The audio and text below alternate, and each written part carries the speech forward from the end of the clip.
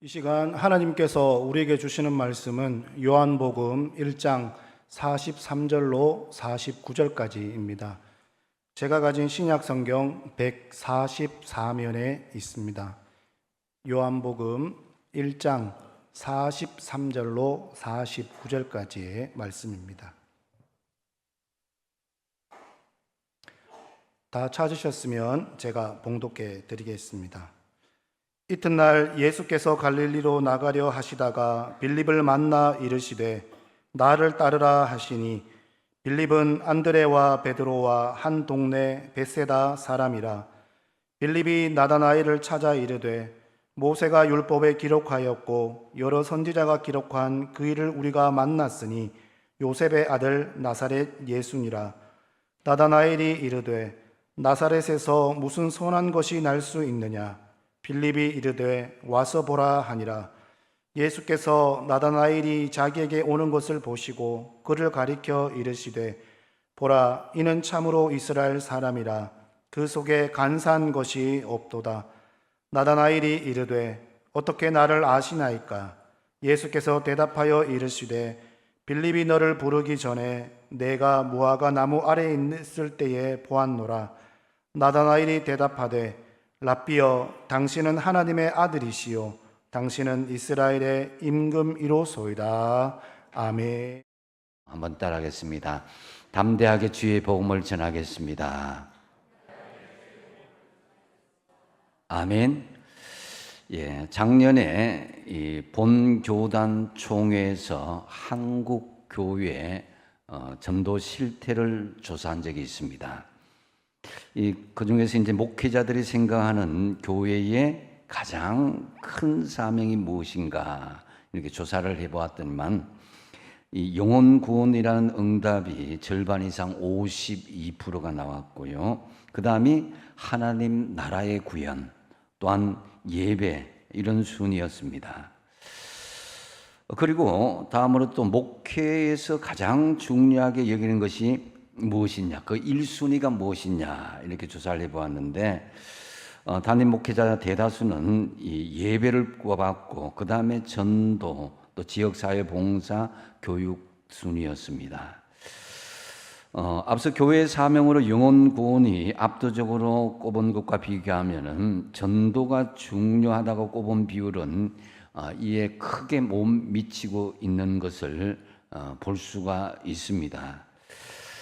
본 조사에서 보면은 적극적이든지 소극적이든지 4분의 3 정도의 교인들은 전도를 하고 있다고 응답을 했습니다. 그런데 이 전도를 하는데 왜 적극적으로 교인들이 전도하지 않느냐고 생각하는지 질문을 했습니다. 질문을 하니까 그 결과가 전도를 해야겠다는 인식이 부족해서, 또 이것이 가장 높았고요. 다음번에 전도할 용기가 나지 않았어. 그 다음은 본인 신앙 수준이 전도할 정도라고 생각하지 않았어. 그 다음에 기독교의 사회 신뢰도가 낮아서, 이런 순위였습니다. 이것을 이렇게 볼 때에 이 전도에 대한 상황들이 시대별로 조금씩 바뀌고 있고, 또 한편으로는 약화되고 있는 것이 사실이다라고 할 수 있습니다. 여러분, 전도는 믿는 사람의 선택사항이 아니라 필수사항입니다. 디모데후서 4장 2절 상반절에 너는 말씀을 전파하라, 때를 얻든지 못 얻든지 항상 힘쓰라고 그랬습니다. 이게 이제 복음 전도에 관련 말씀인데요. 이 복음 선포는 어떤 때와 상황을 살펴보고 전파하는 것이 아니라 무조건적으로 해야 될 것이요, 또한 당연한 성도의 사명이다라는 거죠. 예수님께서 안드레에게 39절 상반절에 예수께서 이르시되 와서 보라 이렇게 말씀한 거거든요.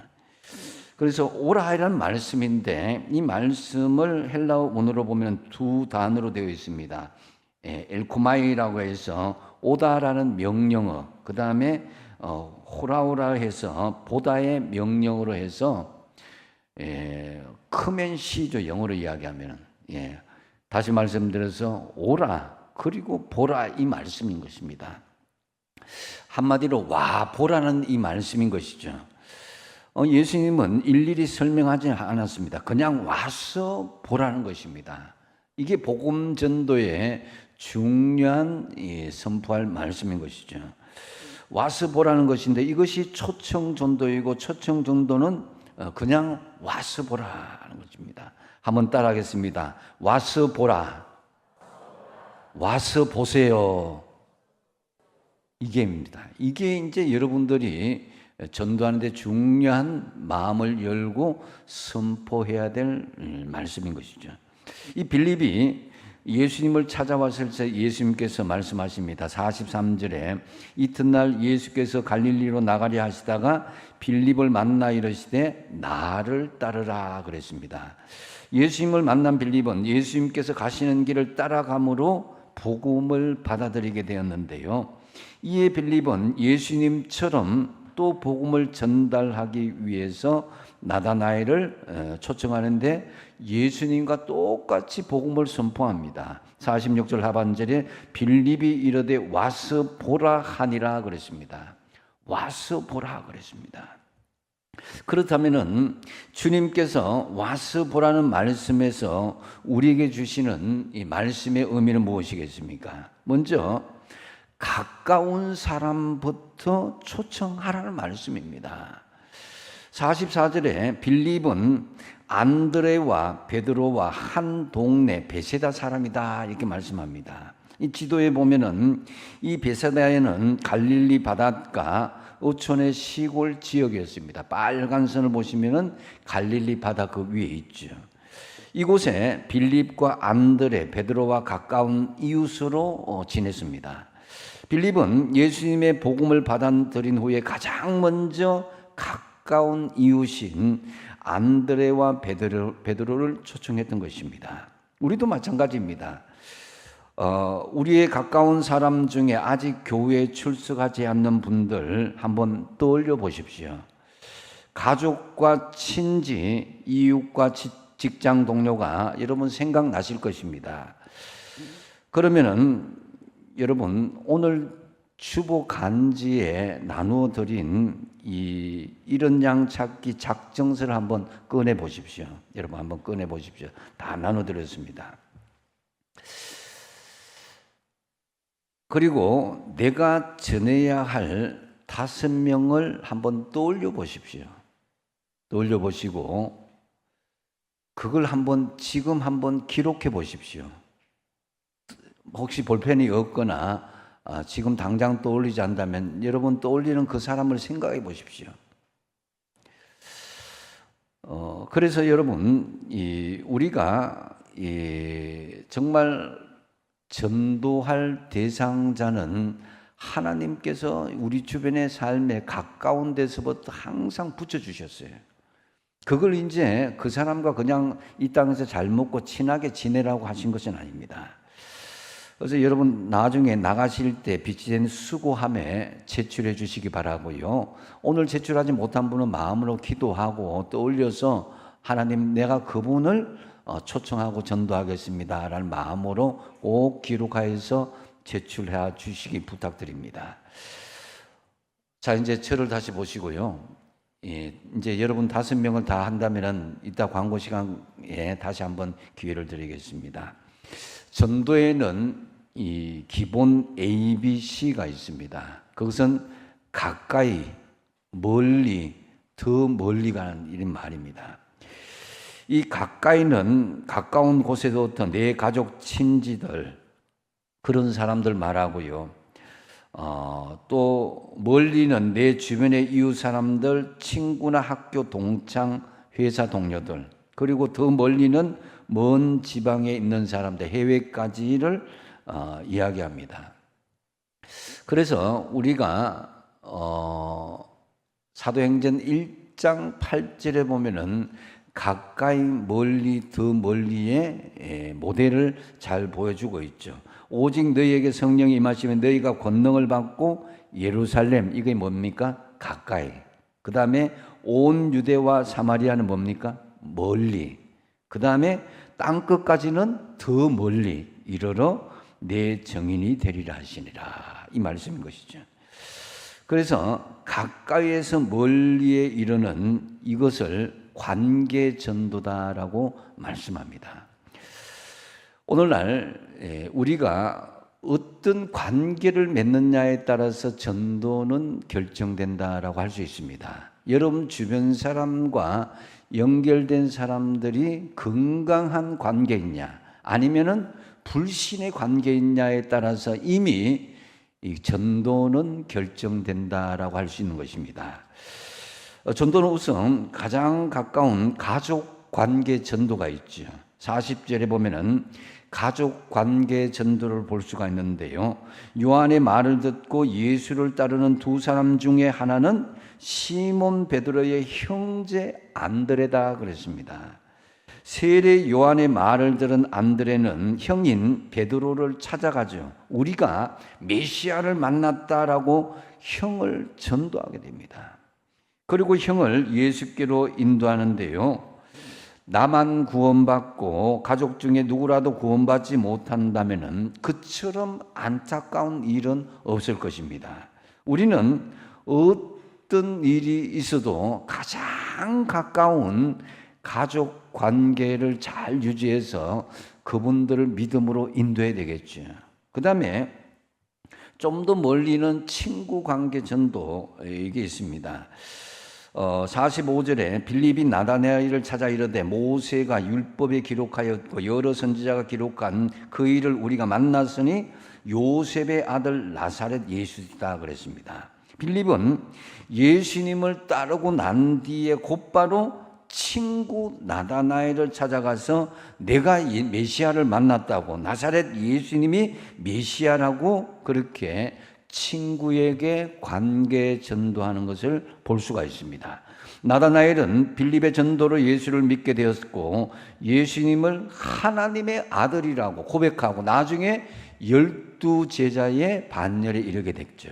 49절에 보면은 나다나엘이 대답하되 라삐여 당신은 하나님의 아들이시요 당신은 이스라엘의 임금이로소이다. 그래서 친구 관계를 잘 맺게 되어서 예수님을 하나님의 아들에까지 인정하는 그런 믿음의 성숙 단계에 이른 것을 볼 수가 있습니다. 더 멀리 단계 말고 조금 멀리에는 직장과 이웃 관계 전도가 있죠.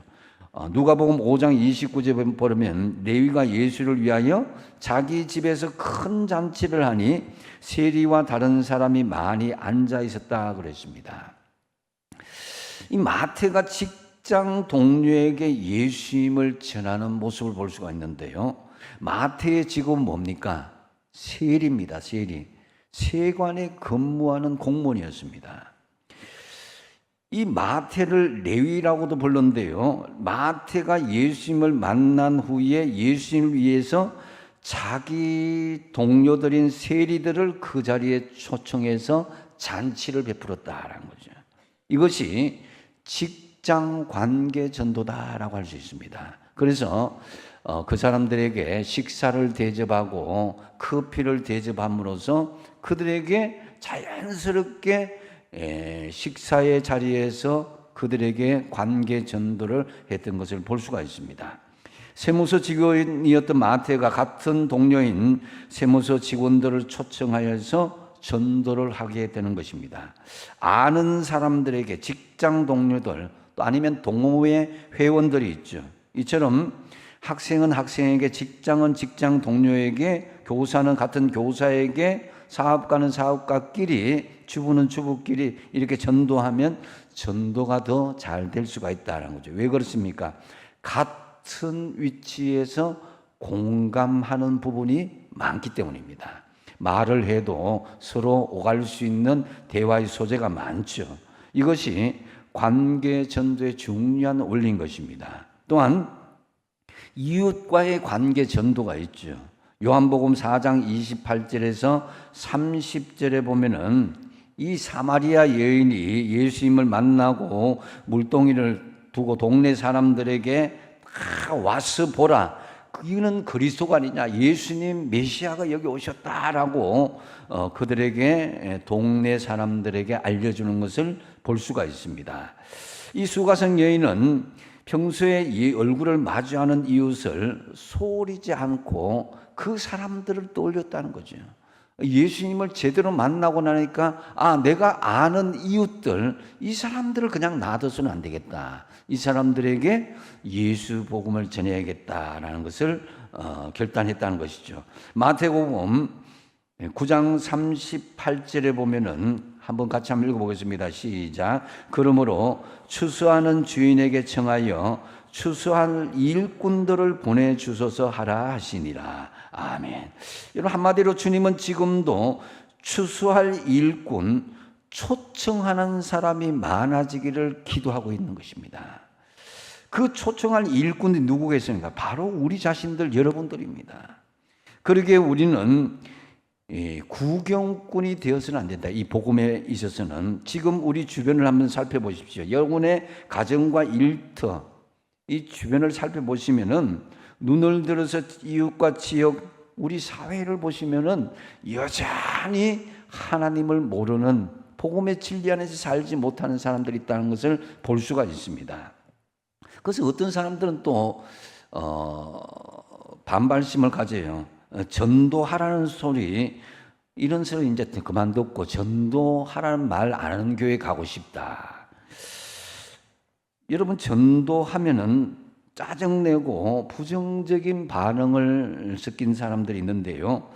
사실 전도하라고 하지 않는 교회는 죽은 교회이고 하나님의 심판의 대상입니다. 전도하라고 하지 않는 목사는 사꾼 목사이고 직무유기죄에 속하기 때문에 저도 이 말씀이 주님 주신 사명이기 때문에 전할 수밖에 없는 것입니다. 당연한 사명이기 때문에. 전도와 선교는 교회가 존재하는 이유이고 목적이고 신앙인의 본질인 것입니다. 지금 많은 사람들이 자신의 죽음을 예상하지 못한 채 갑자기 죽음을 맞이하는 사람들이 참 많이 있습니다. 코로나 이후에. 저 사람 죽을 나이가 아닌데 그 인생을 마감하는 사람들이 너무 많이 있습니다. 그런데 그 사람이 내 가족이라고 한번 생각해 보십시오. 다른 사람이 아니라.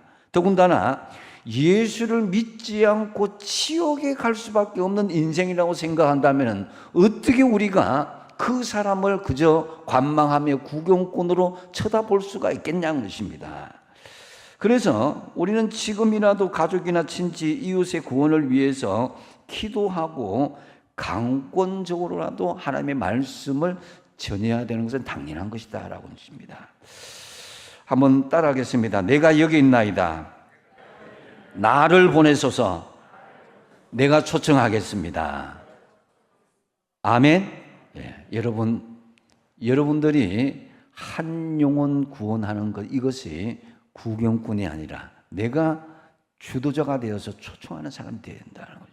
두 번째로 이 와서 보라는 말씀의 의미는 거절을 두려워하거나 부끄러워하지 말라라는 그런 의미가 있습니다. 46절 상반절에 나다나엘이 이르되 나사렛에서 무슨 선한 것이 날 수 있겠느냐. 이 나사렛은 이스라엘 중에서도 아주 깡총 중에 깡총이었습니다. 지금은 뭐 성지순례 지역에 포함돼서 아주 뭐 관광객이 많은 지역으로 되어 있지만은 이 당시만 해도 굉장한 깡촌으로 되어 있습니다. 그래서 이 나다나엘이 이제 뭐 그런 데서 뭐 나오는 사람인데 어떻게 그렇게 선한 것이 나올 수 있느냐. 이게 바로 부정적인 의미로 대답했던 거죠. 초청단체에 나오지 못한 이유와 핑계가 다 사람들 여러분 만나게 될 것입니다. 하지만 거절을 두려워하지 말아야 됩니다. 이 부분에 대해서 우리가 멈칫해서 포기해서는 안 된다는 것입니다. 46절 하반절에 빌립이 예수님처럼 똑같이 이야기합니다. 와서 보라 하니라 그랬습니다. 나다나엘의 거절을 두려워하거나 부끄러워하지 않고 담대하게 와서 보라 그랬습니다. 부정적으로 대답했지만 거기에 굴하지 않고 부끄러워하지 않고 더 담대하게 와서 보라 대답했던 것이죠.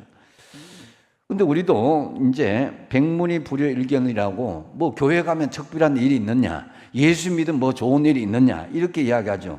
매번 안 된다고 말만 하지 말고 한번 와서 보기만 하라고. 네가 직접 와서 한번 체험을 해보라고 이렇게 할 수가 있는 것입니다. 그래서 어떤 일이 벌어졌습니까? 나다나엘은 빌립을 따라 나섰고 예수님을 만났고 빌립과 함께 영광스러운 12제자의 반열에 세워지게 된 것이다 라는 거죠. 자, 예수님께서 처음 12제자를 파송하시면서 전도로 보내실 때요, 예수님께서 전도에 대한 중요한 두 가지 사항을 강조하셨습니다. 마가복음 6장 10절에서 11절 말씀에 누구든지 누구의 집에 들어가든지 그곳에 떠나기가 거기 유하라.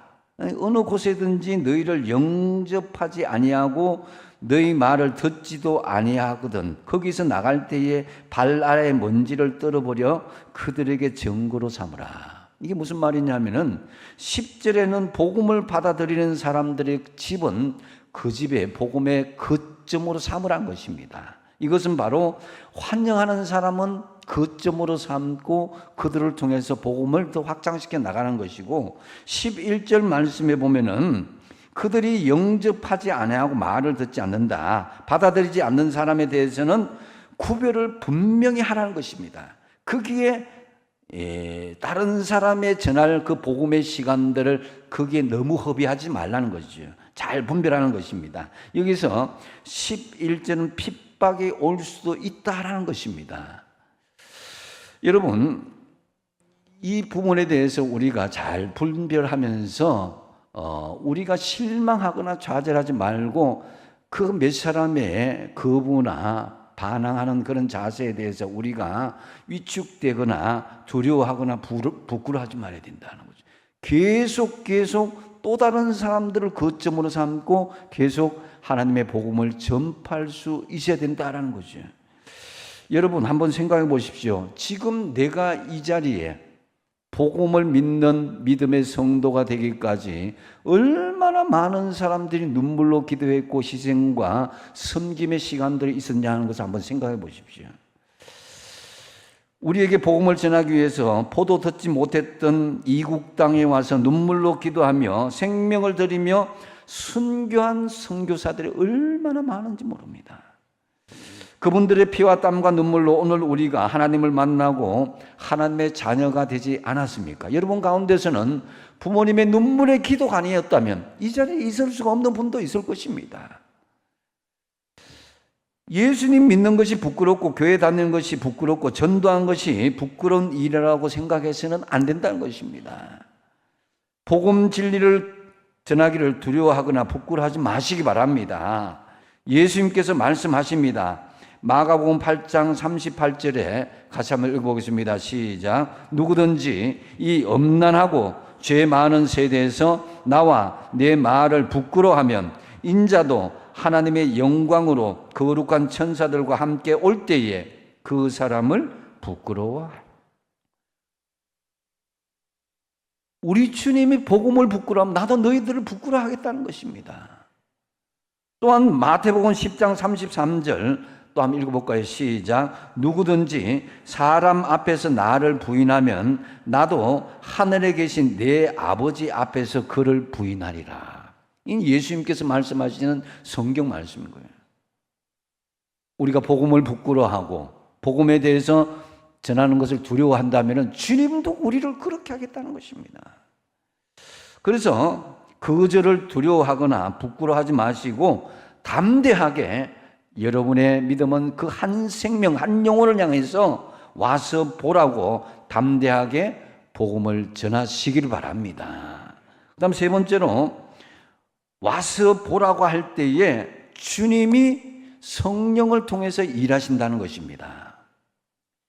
자, 47절 말씀에 예수님께서 나다나엘이 자기에게 오는 것을 보시고 그를 가리켜 이르시되 보라 이는 참으로 이스라엘 사람이라 그 속에 간사한 것이 없도다 그랬습니다. 예수님은 이미 나다나엘의 중심을 다 알고 계셨다는 거죠. 그 속에 간사함이 없고 순수한 이스라엘 구원의 백성이라고 말씀하십니다. 그러자 나다나엘이 묻습니다. 48절에 어떻게 나를 아시나이까? 예수께서 대답하여 이르시되 빌립이 너를 부르기 전에 네가 무화과 나무 아래에 있을 때에 내가 보았다 그랬어요. 빌립이 복음을 전하기 전에 이미 주님이 아셨다는 것입니다. 그러자 나다나엘이 뭐라고 하십니까? 49절에 보면 나다나엘이 대답하되, 한번 같이 한번 읽어보세요. 라삐어 시작. 라삐어 당신은 하나님의 아들이시요 당신은 이스라엘의 임금이로소이다. 예수님께서 하나님의 아들이시요 이스라엘의 준비된 왕 메시아라고 고백하게 된 것이다라는 거죠. 이는 우리가 담대하게 복음을 선포하며 와서 보러 갈 때에 주님이 성령을 통해서 일하신다는 것을 같이 적용할 수 있는 말씀이라는 것입니다. 우리의 일거수일투족 다 아시고 우리의 중심을 아신다는 것은 말씀으로 오신 주님이 성령과 함께 일하신다는 것을 보여주신 것이다라는 거죠. 그래서 전도는 내가 주도하는 것이 아니라 주님이 성령을 통해서 일하시는 것이다라는 거죠. 할렐루야. 그걸 알아야 됩니다. 그래서 내가 그게 나오느냐 나오지 않느냐, 그 사람이 내 말을 듣느냐 안 듣느냐, 교회에 나와서 다시 뭐 떠나갈 수 있느냐 없느냐 이런 걱정할 거 없다는 거죠.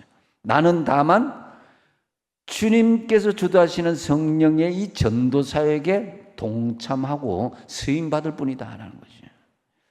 요한일서 5장 11절과 12절 말씀 같이 한번 읽어보겠습니다. 시작. 또 증거는 이것이니 하나님이 우리에게 영생을 주신 것과 이 생명이 그의 아들 안에 있는 그것이니라. 아들이 있는 자에게는 생명이 있고 하나님의 아들이 없는 자에게는 생명이 없느니라. 아멘. 우리 안에 생명이 있음을 믿으십니까? 예, 그것은 이유가 뭐냐면은 우리 안에 영원한 생명이 있다는 것은 우리 안에 예수님의 말씀이 있다는 거예요. 로고스로 오신 예수님의 말씀이 우리 안에 살아 있습니다. 그리고 고린도전서 3장 16절에 보면 우리는 뭐라고 그랬습니까? 너희는 너희가 하나님의 뭐라고요? 성전인 것과 하나님의 성령이 너희 안에 계시는 것을 알지 못하느냐? 우리 안에는 살아계신 하나님의 말씀 그 자체이신 예수님이 계시는데 살아 역사하시는 하나님의 거룩한 성령께서 들어와 계신다는 거예요. 즉 전도는 말씀으로 거하시는 예수님을 성령의 능력에 의지하여서 우리가 전달하는 것이다라는 거죠. 한번 따라합시다. 전도는 내가 하는 것이 아니라 주님이 성령을 통해서 일하시는 것이다. 아멘. 그래서 우리가 우리 안에 생명의 말씀인 로고스의 예수님이 계시고 또 역사하시는 성령이 있다는 걸 믿는다면은 우리가 그 말씀 그대로 우리가 쓰임 받기를 주님 앞에 내어드리는 것, 이게 전도라는 거죠. 우리는 초청한 사람이 뭐 한 명이 나올 수도 있고 수백 명이 나올 수도 있고 아예 안 나올 수도 있습니다. 하나님이 하시면은 그보다 더 큰 일도 할 수 있고 아니면은 때가 안 됐기 때문에 내가 전한 만큼 효과도 나올지 않을 수도 있습니다. 근데 중요한 것은 몇 명을 전도해서 몇 명이 우리 교회에 나오느냐가 중요한 게 아니라 우리가 우리 안에 계신 주님의 뜻대로 내가 일하고 살아가고 있느냐, 이것이 중요한 거예요. 한 명도 안 나온다고 해도 우리가 정말로 주님 뜻대로 일하고 주님 뜻대로 순종하고 움직였으면은 그걸로 된 것입니다. 나머지는 역사하시는 주님의 성령과 함께 역사하시는 그분이 하시는 거예요. 에레미야 선지자가 주님의 말씀을 받고 사람들에게 말씀을 전하니까 그 말씀이 반항하고 저항하고 심지어 핍박하고 죽이려고 하는 거예요. 그래서 막 하나님 이런 복음 내가 전하지 않겠습니다.